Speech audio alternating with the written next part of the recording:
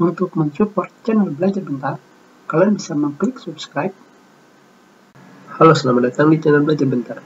Seperti kalian lihat di sini, pada bagian taskbar, kita sama sekali tidak melihat dari jam, internet, dan juga notifikasi baterai. Sekarang, untuk menampilkan notifikasi pada taskbar, kalian tinggal melakukan klik kanan pada taskbar, dan kalian pilih taskbar setting. Dari sini, pada menu taskbar, kalian bisa melakukan scroll ke bawah sampai kalian menemukan notification area.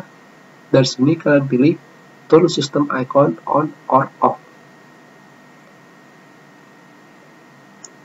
Dari sini kalian bisa melihat ikon dari jam, volume, internet, dan juga baterai. Setelah itu kalian pilih tombol toggle dari off menjadi on.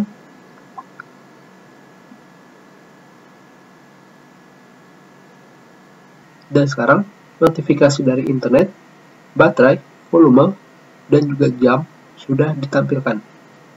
Kita sudahi pelajaran kita. Terima kasih.